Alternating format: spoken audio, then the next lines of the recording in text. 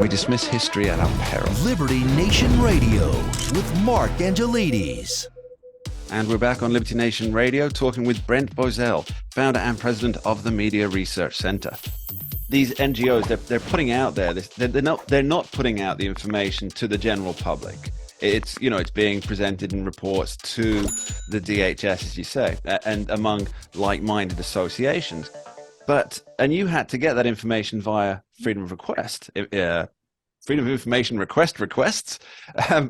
But what this does, it allows let's be fair, a hugely left-leaning media and politicians to say with a straight face that, for example, just a hypothetical quote here, the Heritage Foundation, which has been closely linked with international terrorism and Nazi organizations, etc., etc. It allows them to do that because it's then on documents that have been provided to the Department of Homeland Security. It's all about planting seeds, isn't it? Really is, and it's also look. If these were virtuous grants that were given and justifiable, then both the grantor and the grantee would proudly have it in front of the world what they were doing, would they not? And why is it that neither the grantor nor the grantee will come forward and say what the money's, which doesn't belong to them, which belongs to the American taxpayer? Why is it that they feel compelled to give the middle finger to those people whose money they took to do this? Why do they do it? Because they can. Look, this is the same Mayorkas running the DHS who testifies under oath in the United States Congress and says the borders are secure. You know what? Don't believe your lying eyes. Millions are pouring across the borders. There's no security. I met with, over the weekend, I met with Ken Cuccinelli, who was the number 2 at the Department of Homeland Security under Donald Trump. And I told him that I'd read a report about how the American border was no longer controlled by the United States. In fact, the border is now controlled by the cartels in Mexico. And which, sounds a little hyperbolic. I asked him, and he said, no, that's absolutely true. We've lost control. The cartels now control the American border, the border of the United States. That's how serious it's become. And Mayorkas, the head of the DHS, looks America in the eye and says, everything's secure. Fentanyl is pouring over by the hundreds of millions of dollars. You look at the streets of the United States, go to any city. Mark, it's such a pitiful sight to see the human living corpses on the street from fentanyl, the drug, how it's destroying the inner cities. It's coming from across the border from a man who says the borders are secure. When you can do that, then these grants, this is tiddlywinks to them. Well, let's talk about those funds. So it's allocated, the funds are being allocated essentially to either look into where domestic terrorism exists or to root it out if it's in hiding. But it's being used, as you say, to conflate the RNC, Fox News, and other such organizations directly with Nazi groups. Now, it seems to me that by outsourcing this to NGOs to then give reports back to the DHS, it's essentially a Democrat administration going after its political enemies with a layer of plausible deniability. Does that make any sense? Oh yeah. Don't look. It's not me saying it. It's not DHS saying it. This is University of Dayton that's saying this, not us. And by the way, that's exactly what DHS said when we came out with these documents. They said it's not us. We didn't do it. They did it. It's not us. And it happened before us. Never mind that they spoke at it. Never mind that this was sent to them as a justification for a grant, and it was and they also said we knew nothing about it, yet they had all the documents, and it was based on those documents that they rewarded the University of Dayton. They lied, but they just point to the University of Dayton, and they say, look at them. And by the way, something else, Mark, if they heard about domestic violence and this domestic terrorism, again, going to the border, would they not be focused like a laser on all the reports of Iranians Chinese, other Middle Easterners pouring illegally into going across the southern border of the United States, just walking in.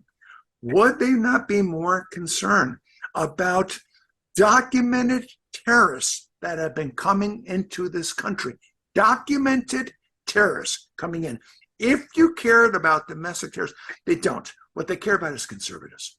Yeah, well, it's the wrong kind of terrorist, Brent. It's not the one that pushes their agenda forward. Now, well, what's the remedy here? I mean, how does this kind of, I don't know, I guess we call it egregious covert warfare. How does it get stopped? Well, I think there are a number of things that you have to look at. You have to look at number one.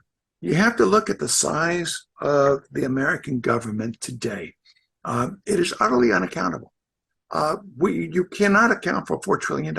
It just simply cannot be done. Witness $1 trillion with the pandemic. Nobody knows where the money went.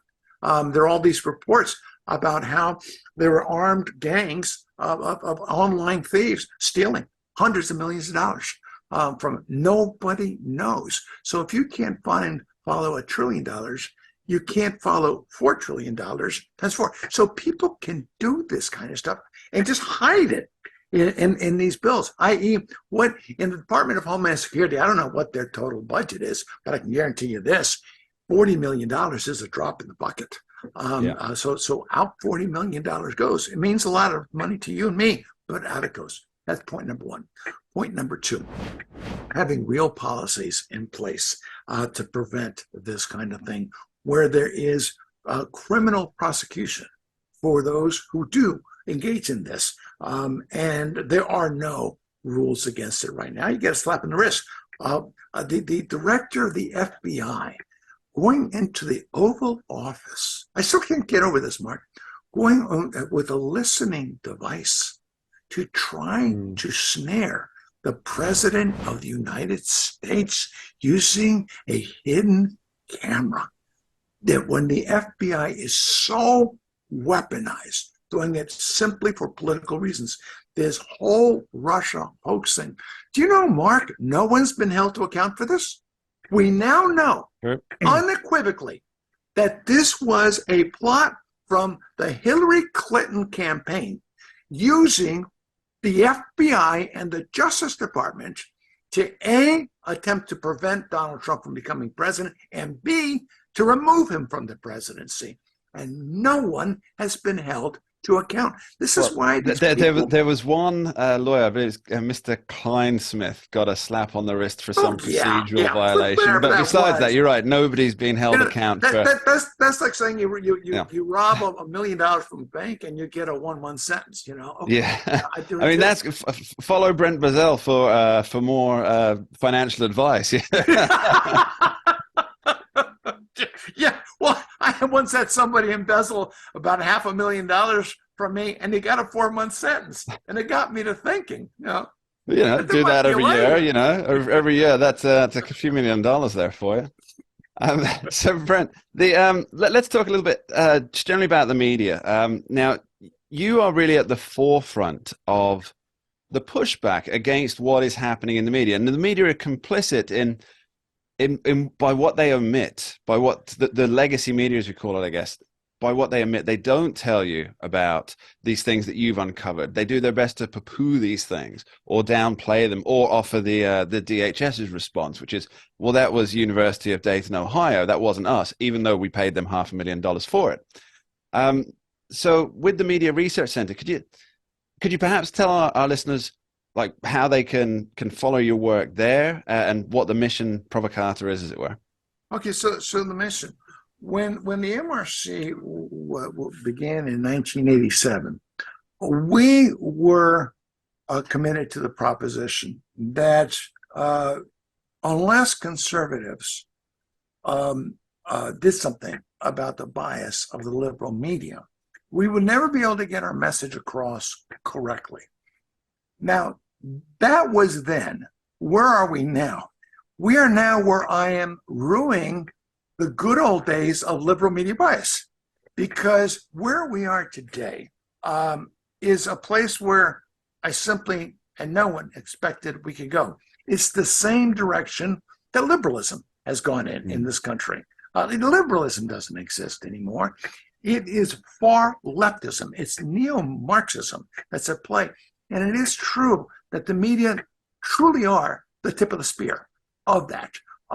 Witness the fact that if you didn't have their propaganda out there, it could never succeed. They succeed because of the propaganda.